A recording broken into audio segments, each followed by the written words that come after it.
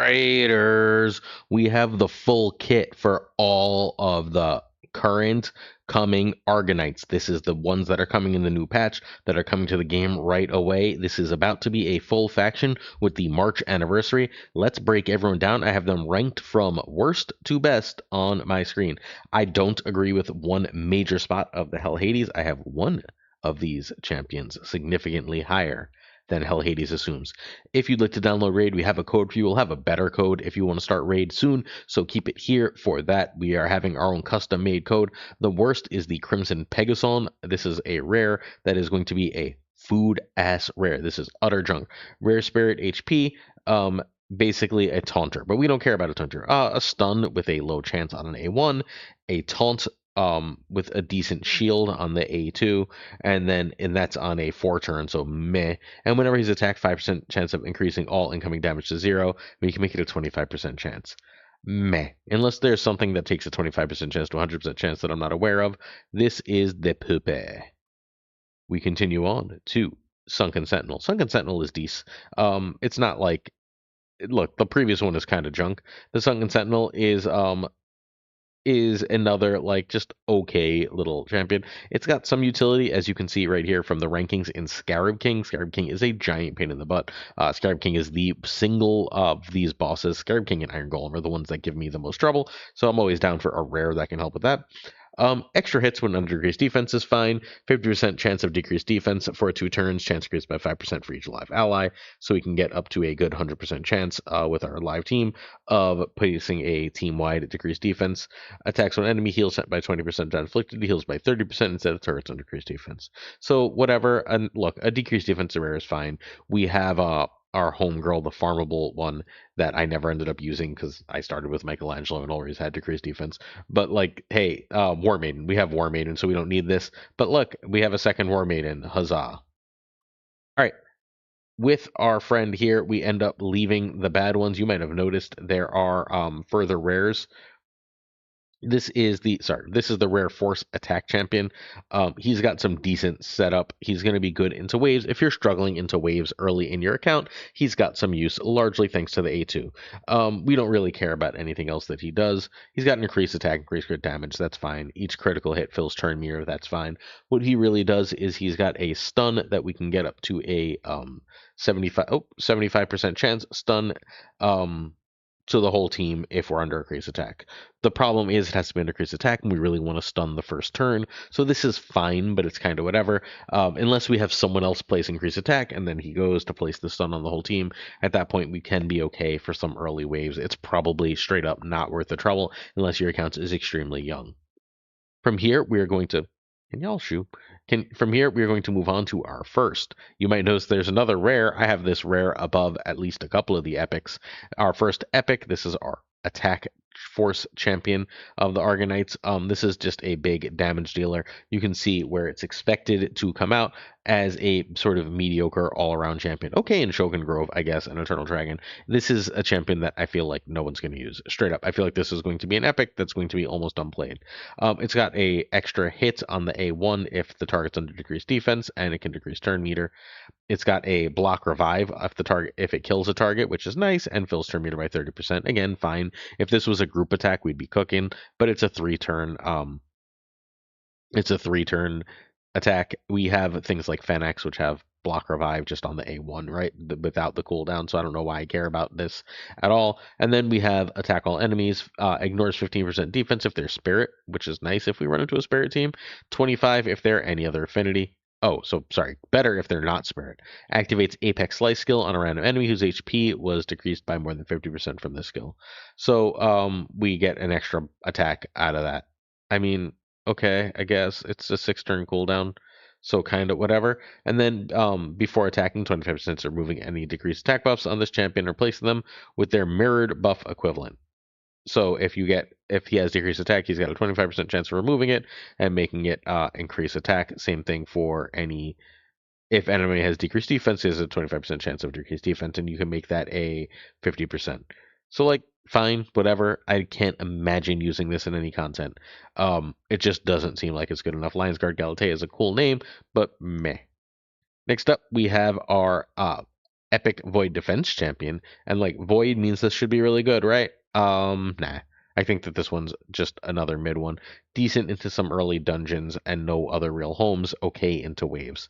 So this is again going to be a nothing bird. You can see the 8 out of 10 book value. We just don't care here. We get a provoke on the A1. That's the best use. That if this had a Hydra utility, we'd be cooking. But this is a 3-star ranked Hydra. We do need provokers for Hydra, but again, we can do better. We have like rare provokers. The Butcher, I believe. Mad Butcher does that, so we don't really need this. We have a debuff Clemens, which is nice, but it's a single target ally, and then we get an ally protection on just that ally. Fit, strengthen and increase attack on that ally, fills a turn meter of that champion by 15%. I don't know. That's cool on a 3-turn, but most of the time we're on epics, especially void epics, we're getting this kind of thing on a whole team, right? Like I have whatchamacallit, Mausoleum Mage, who's just gonna remove debuffs on a whole team, and I don't and has a block debuff, so whatever. Attack all enemies, 80% chance of a 25% weaken for 2 turns, and a 40% chance of a stun. Again, on a 4-turn, good for you. A 4-turn stun is sort of whatever. The weaken is nice, I guess, but again, I don't care.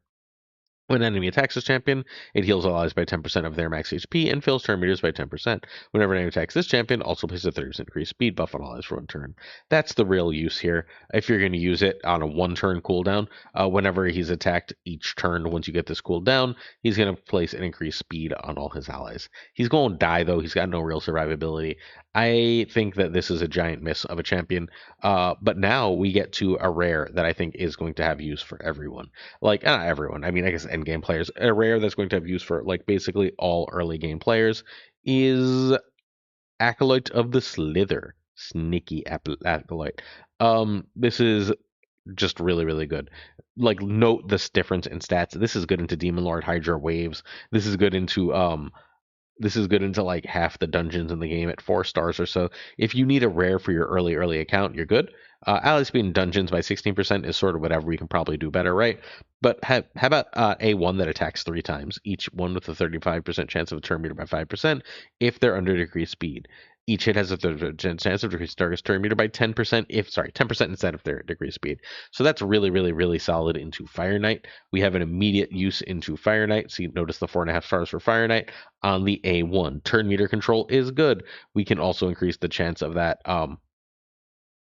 by a good amount by just using some books, right? So like, and rare books are easy to come by. This is an easy rare to build.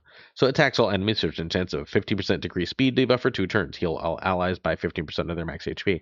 I never remember which awakening it is, but one of the blessings for awakening will turn the weak version of decreased speed into the strong version. So you get the big decreased speed. Look, all enemies, get a 50%, no, a 75% chance of decreased speed. I'll take that on a 3-turn. Yep. Heals all allies by 15% of their max HP too. Sure. I'm about that life. I think that's a really, really powerful skill. But best of all, we have the, again, 3-turn, 30% increased speed on all allies for 2 turns, and a 15% turn meter spill. This is just one of the best rares in the game, period. I think because rare books are so easy, early game accounts that can use the speed boost should absolutely build this. If you don't have a speed booster, this is now the priority speed booster to get. It's absolutely fantastic. And again, epic tomes are just so easy to get. I think this is going to be great. Now we are on to the last of the of the of the epics, and this is the most important because it's the reviver. Look, this is sort of, it's good, right? Like, we're good into Demon Lord, we're good into Fire Knight, Dragon, Ice Golem, and we're a generally good champion. But what we really are is eventually Faction Wars is going to come, and we're going to need a reviver, and this is our reviver. So here we are. Cool. So attacks one enemy 2 times, hits out, heals ally with lowest HP, 5% of this champion's max HP. No one cares, but that's fine, right? He's an HP champion, so fine, whatever, but like, that's a nothing burger of an A1. A2, though, attacks all enemy, 60% increase defense buff on all allies for 2 turns. We'll take that. 3-turn cooldown, 60% increased defense is not a bad thing to have access to, especially if you have powerful defense champions. The real reason that you need this champion, though, is revives 2 random allies with 40% HP, 20% turn meter. Heals all allies by 15% of this champion's max HP. Again, you make that max HP crazy high. And will heal all allies even if no allies were revived. Place a perfect veil buff on all allies except this champion for 1 turn. We'll place the buff even if no allies are revived. Perfect veil is really strong. If you got some of those If you got some of those extra assassins and you need some perfect veil, well, here's rejuvenating waters. Enjoy yourself. 4 turn cooldown. Only a 35%, sorry, a 55% heal and 20% herb meter is not the best revive in the world, but we do need a revive for Faction Wars, and this does it. We also have a casualty, really, really good passive, by the way. At the start of this turn, place a shield for 1 turn on all allies whose HP is less than 100%. So if they've lost 1 HP somehow, they are going to get a big shield that is 15% of the receiving champion's max HP. So that's really just nice, right? This is generally speaking powerful. I think this is going to be really, really solid into Scarab King. It's really, really great into Faction Wars. I think this is the epic that you want. Tidemaster Dexicos is going to be the go-to. All right, we're not actually going to talk about Cassandra. I think Cassandra's totally slept on, by the way. I really, really enjoy Cassandra. I haven't even booked her, and she's just really good. Like she's good in everything. She's great in Fire Knight, really good in Fire Knight hard, right? Just great overall in Fire Knight, and just very, very, very strong in everything. Her A1 that hits a billion times when she's low HP does a crap ton of damage. I believe that's the technical term. A crap ton of damage and turn meter control. Um, but like what she really is her A2. Her A2 is insanely good. It's a 60% decreased defense and a burn for 3 turns, which is really long. And you can make this a 3 turn cooldown, which is really nice. I haven't yet. Again, I will at some point. I think I'm gonna eventually just build her because I like her. Um, she also stuns the enemy for 1 turn if you get more than 50% of the max HP, and you often do because this hits like a freaking truck, and it's got the Veil Perfect Veil thing. You put the increased attack, increased speed on her before that. I need to. This is why I need to book it because this at 6 turns is gross. It needs to be 4 turns, and honestly, should give it an instant turn. If this gave an instant turn, this would be like the most slept on champion in the game. It also has whenever the champion attacks an enemy, increase a attack by the amount equal to 50% of the target's defense. When an enemy attacks, increase the champion's defense by an amount equal to the target's attacker's attack. The longer battles, she's just a really, really good champion. Everyone talks bad about Cassandra. I think they're wrong. I think she's probably every bit as good as Keberon the Underflame. And I think Keberon the Underflame looks really good. They're just good at different things. Keberon the Underflame is, instead of being a Fire Knight champion, is an Ice Golem champion. And is probably better at Hydra, and not as generally good at just like dealing damage for longer battles, but still a good champion. Way worse for Demon Lord. 60% decreased defense at a 75% chance with a double hitter on an A1 is really great. Right? We also, whenever a burn is activated, whether like it's activated by accident because they have their turn, or whether it's activated because you have an extra turn, it's gonna just attack with this, which is really great. This should be an amazing way to keep decreased defense up. Attacks an enemy 2 times before attacking. Place a Death Brand debuff on the target for 2 turns. Will ignore unkillable and shield buffs. Nice. As well as 24% of the target's defense. Really nice, right? Activates this champion's Peony power skill if the target is killed. So it's going to activate this if you kill a target and fill the champion turn meter. If the target survives, you get an extra 50% turn meter. So like this just means you have a lot of turns, right? 3 turns, big attacker. Unfortunately, single target.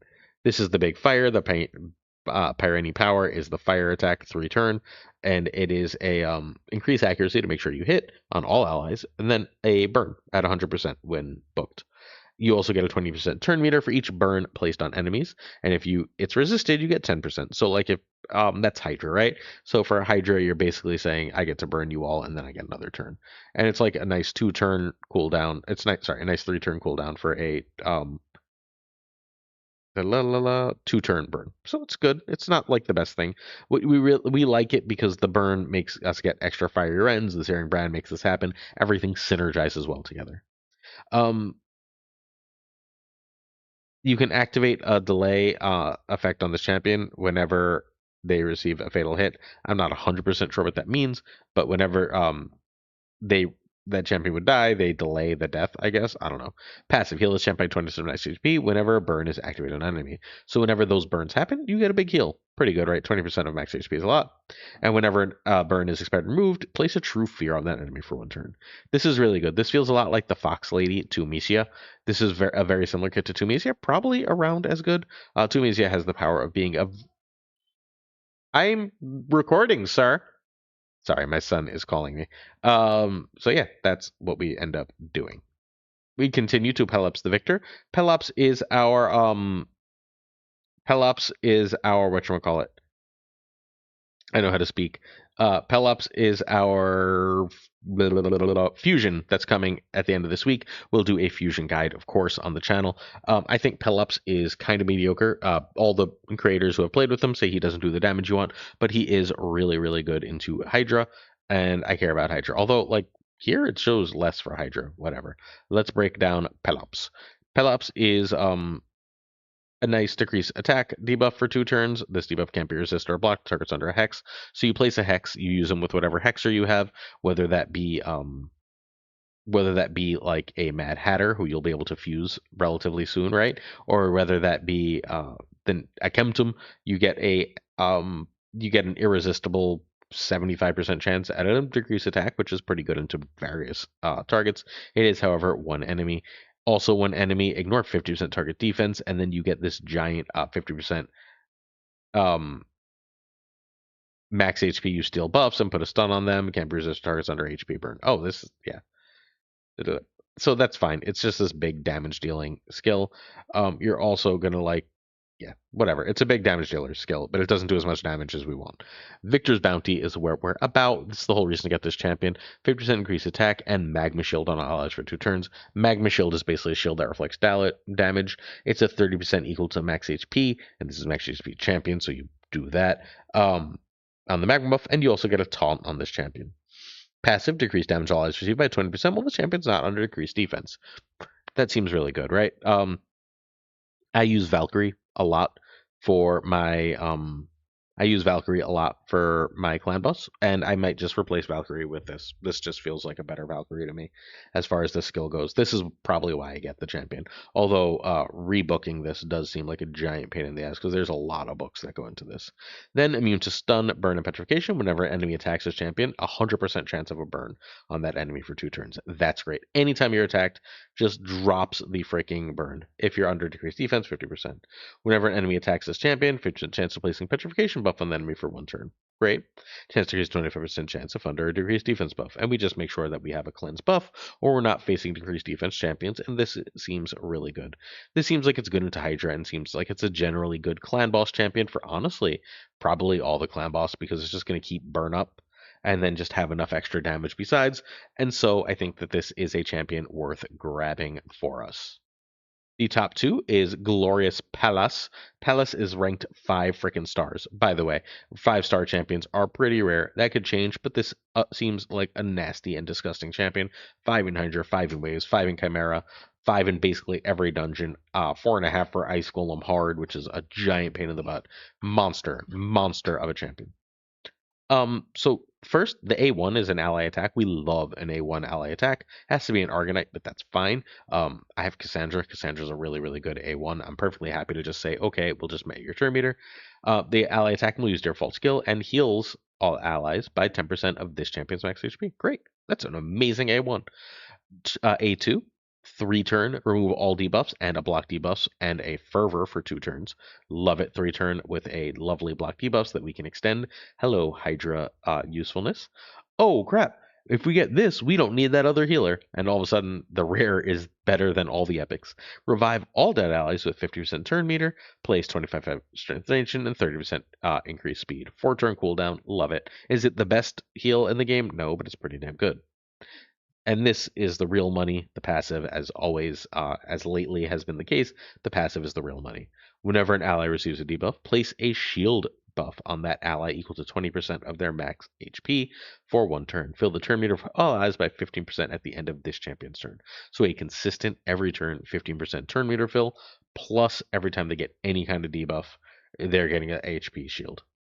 Sick. This would be the best, right? Except that Storm Herald Hecaton is apparently completely and utterly broken. The Void Lego that hopefully we have a nice way to get, that's not just hope for the best, is insane and broken. And I'm saving the crap out of my Void Shards because I want Hecaton.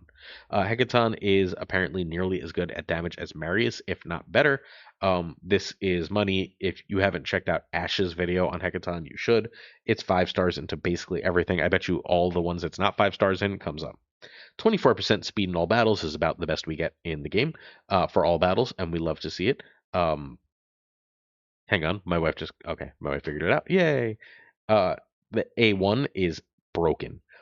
100% chance provoke on an A1. and enfeeble on the target for 1 turn. Also, which means they can't crit you. Also, 25% chance these debuffs can't be resisted. If each enemy has a number of buffs equal to or less than this champion, attack all enemies instead. So we'll just hit everyone for a provoke. Sounds good, right? This attack is always critical. 75% chance of a provoke debuff and an enfeeble debuff on enemies for 1 turn. Also has 25% chance that these defense can't be resisted. So great. So if you're attacking everyone, it's always critical. If you're attacking one person, it might not be. But you get an always critical attack the whole team because you're obviously going to just keep a million buffs on him, right? Then we have the Eye of the Storm, which is going to attack one enemy and 60% increased defense buff and one Stormcall stack. Stormcall basically on all allies, which basically means you start stunning like crazy, which makes him probably the best wave clearer in the game. Finally taking out that Seer. This attack is always critical if the number of buffs on the target is equal to or less than the champion's. Will ignore Stone Skin and 50% target defense, which is huge if the number of buffs is targeted equal to less than the champion. If this attack kills the target, decrease turn meters of all enemies by the amount equal to that turn meter the target had. Wild on a 3-turn, right? Gets better. 30% increased crit rate and block damage and counterattack on target ally for 2 turns. Put it on yourself. Fills turn meter of all allies by 25%. So a 3-turn of a 2-turn block damage and increased crit rate. Again, I guess we don't really care about the increased crit rate, but the counterattack we do, because the counterattack's going to happen with the fulminant rupture, and the fulminant rupture is disgusting. So yeah, gross. And then whenever an ally under Stone Call placed by champion lands a critical hit, everyone has 100% crit rate. This champion deals additional pure damage to the target, just a casual extra max HP damage. If the target is not a boss or a minion, the pure damage dealt is equal to 2% of the target's max HP for each buff on this champion. Stacks up to 10, so 5 buffs, 10%. If the target is a boss, it's 3% of the target's max HP. Gross. Damage can't be critical, but is once per skill and once per target. Doesn't count as an extra hit. So every time someone attacks, you just get extra max HP damage. This is probably the best damage dealer in the game. I think that's at least arguable, right? Certainly in the conversation with Marius for the best damage dealer. Welcome to the game, Argonauts. Thanks for watching, and I'll see you soon for another Raid Shadow Legends video. I'll be back tomorrow with another. Peace.